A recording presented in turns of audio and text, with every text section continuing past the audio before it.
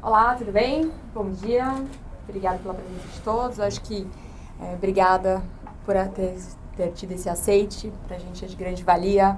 Eu acho que realmente agora estamos completos, né? Enquanto vice, enquanto proposta. Eu acho que o senhor consegue trazer tudo que a gente expôs no livro amarelo, tudo que a gente pensa para o Brasil. Então, bem-vindo também ao nosso time. E parabéns, Renan, por essa escolha de uma maneira tão Renan de ser.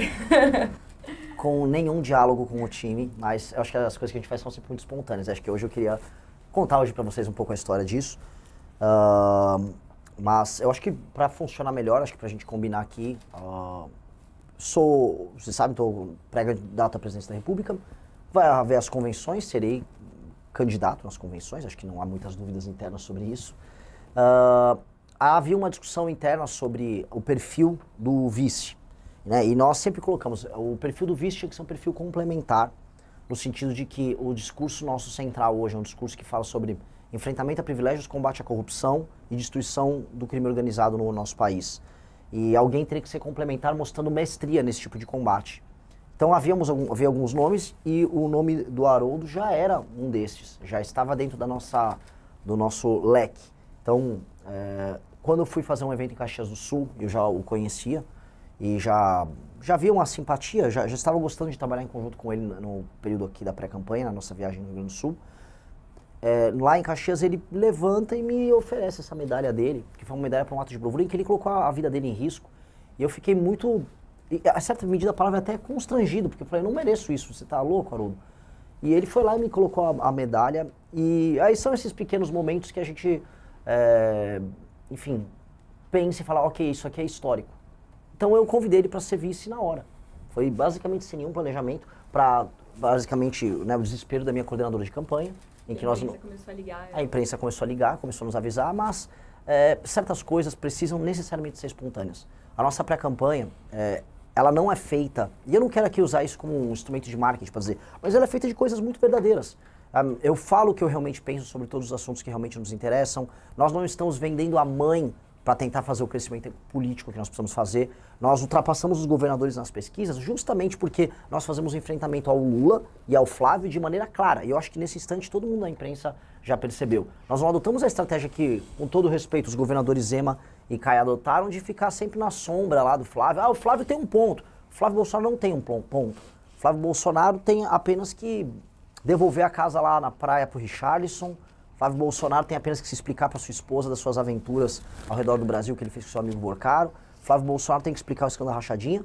E é isso. Então, é muito errado a gente ficar assistindo essa postura dos demais pré-candidatos e não ser verdadeiros e honestos sobre o que eles realmente pensam sobre o próprio campo político e o campo da direita. E ao construirmos uma campanha, ou melhor, uma pré-campanha, tem que ser preciso nisso, falando o que a gente realmente pensa, falando o que a gente realmente sente, atos como esse, que envolvem o Haroldo, eles acontecem naturalmente, e isso nos deixa... São sincericídios. Até no vice. Exato. Foi um cometimento de um sincericídio até na hora de apontar o vice da chapa. Eu venho falando de todos os problemas e soluções econômicas que nós vamos adotar no Brasil, que serão impopulares, e que se impopulares, terão que ser apresentados para as pessoas da mesma maneira, para não ser um estelionatário eleitoral. E ao fazer isso, novamente, e não se preocupar com as consequências em falar o que pensa e falar o que sente, estranhamente a gente cresce. E a gente vem crescendo do 1% aos 8% da última pesquisa Atlas, fazendo basicamente isso, fazendo um caminho muito sincero. Houve algumas conversas, que infelizmente algumas a gente não ainda está em condições de revelar, sobre partidos querendo se aproximar para nomear vice, só que essa é a eleição de estreia do Partido Missão.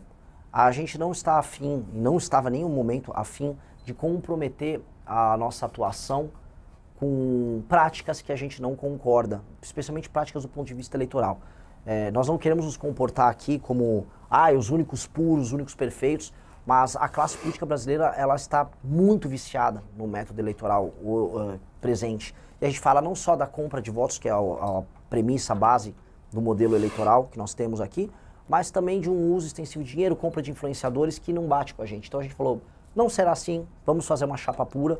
E nesse sentido, a aproximação com o Haroldo foi muito, muito natural. Foi um processo natural. Eu acho que precisava alguém complementar. Meu maior problema é um problema de validação. Se eu fosse falar em termos meramente eleitorais, validação e aceite por parte das pessoas mais velhas. né, as pesquisas nos mostram que há um gap de gênero, de sexo aqui, coloquem o termo que preferir, mas quando a gente vai se aproximando das mulheres que realmente nos conhecem, a gente vai bem. O problema, de fato, é uma validação dentre as pessoas mais velhas, dado que eu sou um pré-candidato mais jovem e que desafia, em grande medida, os dois ídolos das pessoas mais velhas. O Lula, ele vai muito bem entre as pessoas com mais de 60 anos, e o Flávio Bolsonaro vai por causa do pai também, com as pessoas de 50 anos para cima. E o recado que está dado nisso é como se eu fosse um jovem desafiante junto aos ídolos dessas figuras. Então, uma figura como o do Haroldo é muito importante para mostrar que as pessoas mais velhas não precisam ficar presas nessa dicotomia. Os mais jovens, como a pesquisa Atlas mostrou, não estão presos. A dicotomia e a tal da polarização, quem quebrou fomos nós entre os mais jovens. Isso precisa ficar muito claro. Não foram nossos adversários. Todas aquelas construções de Simone Tebet da última eleição, ou mesmo o desenho dos governadores, aquilo fracassou. O que a pesquisa Atlas, agora dessa última semana, nos mostrou dentre os mais jovens, quem nos conhece, nós quebramos a dicotomia. A dicotomia, ela está morta e ela está sendo sepultada.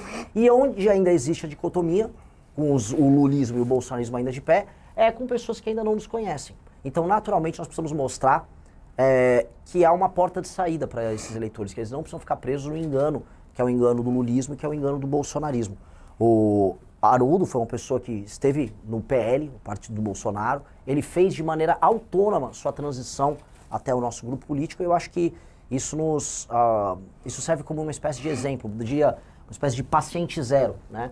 Ele é o primeiro dos homens da geração dele, uma figura do universo militar, do sul do Brasil, uma figura com uma diferença de idade com relação a mim, que olha e faz uma escolha consciente sobre um caminho que as gerações mais novas já adotaram. Então, eu acho que isso é muito simbólico, eu acho que isso é verdadeiramente bonito, e aí isso vai nos ajudar com certeza a fazer com as gerações restantes que ainda precisam nos conhecer o que nós já fizemos entre os mais jovens, que é demolir a dicotomia Lula e Bolsonaro. Nós faremos isso de maneira clara. Passar a palavra, se quiser dar uma palavra aqui, e aí a gente abre para as perguntas com vocês, pode ser? Quando nós olhamos para o Renan,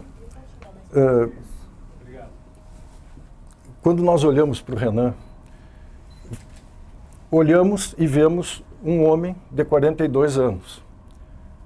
Eu olho o Renan, vejo este homem de 42 anos, mas também vejo em ti, Renan, um espírito milenar. Intuo que nós estamos cercados por espíritos de luz, e não necessariamente só os corpos físicos aqui presentes. Dito isto, antes de prosseguir brevemente, quero saudar os colegas jornalistas aqui presentes. Tenho o privilégio de atuar desde 1987 como jornalista militar, convidado que fui para fazer o Jornal dos Cadetes da Brigada Militar do Estado do Rio Grande do Sul, e com uma produção profícua de jornais, livros e revistas, fiz jornalismo na UBRA e depois na Uniriter. Então quero saudá-los nessa condição e elogiar, reconhecer os veículos da RBS, da Rede Record no Rio Grande do Sul, que trataram o lançamento pelo Renan da nossa pré-candidatura à vice-presidência da República com muito respeito e profissionalismo. Lendo a matéria do Correio do Povo e da Zero Hora hoje, que me foi mandada por amigos do Rio Grande do Sul, eu fiquei muito emocionado com o respeito da imprensa. A responsabilidade que eu tenho como gaúcho é gigantesca. Eu não vou decepcionar os gaúchos e muito menos o povo brasileiro ao lado do Renan. E oro todos os dias para o povo brasileiro olhar com o respeito que nós olhamos para o Renan e ungí-lo com a presidência da República, porque eu sinto no meu coração. O Renan não é a terceira via. O Renan, para mim, é o único caminho a ser seguido, pelo histórico do governo atual e o histórico do governo que eventualmente poderia ser exercido por Flávio Bolsonaro. Considerando o histórico político de ambos, onde a improbidade administrativa, usarei um termo genérico, ela foi vilipendiada. E quando eu olho para o Renan, e vou concluir agora, eu lembro do artigo 37 da Constituição Federal do Brasil. Lá estão elencados os princípios básicos da administração pública. E é fácil memorizarmos, porque a palavra alude à limpeza, limpe, legalidade, impessoalidade, moralidade, publicidade e eficiência. Lendo o que significa cada uma dessas palavras, eu vejo estas palavras amalgamadas no nosso pré-candidato à presidência da República. Então me perfilo e presto a minha continência garbosa e bem sincera à nação brasileira e ao próximo presidente do Brasil, com a permissão dos brasileiros que vão nos assistir. Presidente. Curtiu o vídeo? Então não se esqueça de deixar o like e de se inscrever no nosso canal para receber cortes como este todos os dias.